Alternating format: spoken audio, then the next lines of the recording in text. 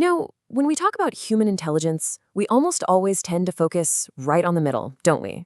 The standard, everyday learning curves that the vast majority of us share. But in this explainer, we're going to do something a little different. We're zooming out.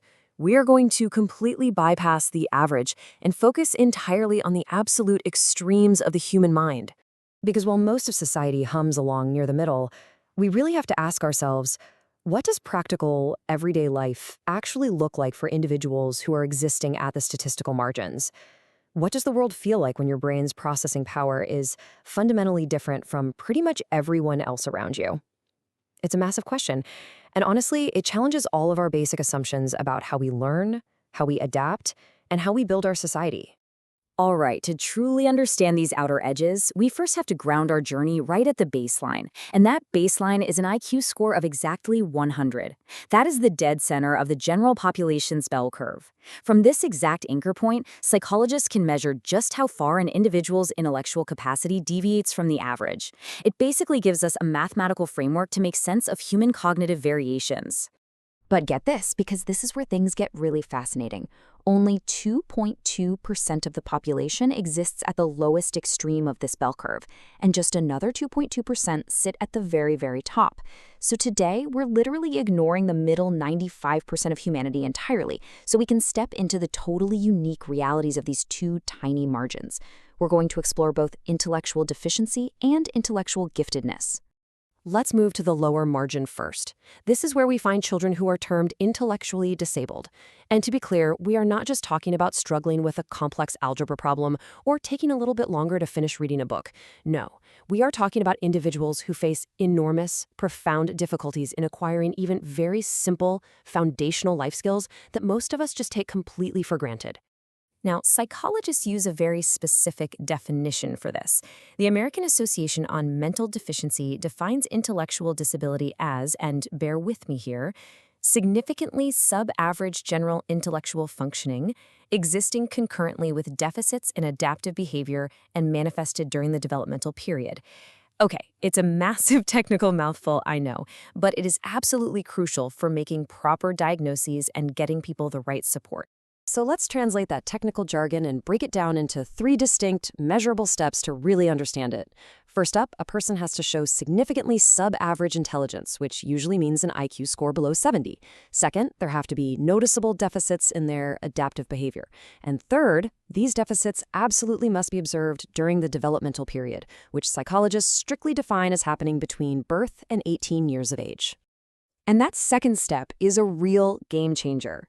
It brilliantly illustrates that an intellectual deficiency isn't just about getting a low score on a standardized test. It is fundamentally about how a person navigates their everyday environment. Adaptive behavior is the ultimate real-world test. Can this person effectively deal with their surroundings? Can they be independent?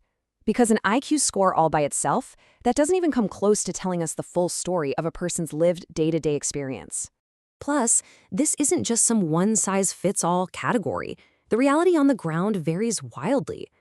If we look at the spectrum, someone with a mild disability, meaning an IQ between 55 and roughly 70, can often hold down a job and raise a family quite independently. But as that number drops below 25 into the profound range, the difficulties become incredibly marked. Those individuals are generally incapable of managing life independently and will require constant, round-the-clock institutional care for their entire lives. All right, let's completely flip the script and slingshot to the exact opposite end of our spectrum. We are now looking at the highly gifted and creative minds, occupying the upper 2.2%. These are individuals scoring 130 and above on intelligence tests. They operate with fundamentally different, outstanding underlying potential. They deviate just as drastically from the normal population as the folks we just talked about, just in the completely opposite direction. And fascinatingly, science has been formally tracking these exceptional minds for an entire century. Way back in 1925, a researcher named Lewis Terman kicked off this massive, legendary study of 1,500 children who all had IQs over 130.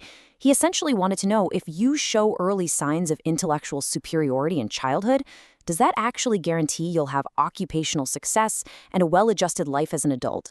Now, before we go further, it is absolutely vital that we don't confuse the terms giftedness and talent. They aren't the same thing. Giftedness is this broad, exceptional general ability that shows up in a huge variety of areas. Talent, on the other hand, is a remarkably narrow, hyper-focused mastery, like being amazing in a specific spiritual, social, or aesthetic field. When someone is highly talented in one specific area, we usually call them a prodigy. Keeping those definitions straight is key. Here's the thing. From a teacher's perspective, true giftedness isn't just raw, unfiltered brain power. Psychologists suggest it is a dynamic three-part recipe, an equal combination of high ability, high creativity, and high commitment. Think of it like a tripod. If a student has off-the-charts ability but literally zero commitment, or if they lack creative problem-solving skills, you likely won't see that giftedness fully manifest. It takes all three elements working together. When we actually look at the psychological profile of these kids, they process information at lightning speed. But they aren't always the easy teacher's pet students you might be picturing.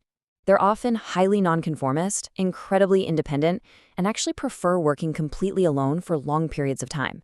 Oh, and here's a surprising fact. It's not just about academics. To equate giftedness only with brilliant test scores is just wrong. An athlete who shows superior psychomotor ability, they are also classified as gifted.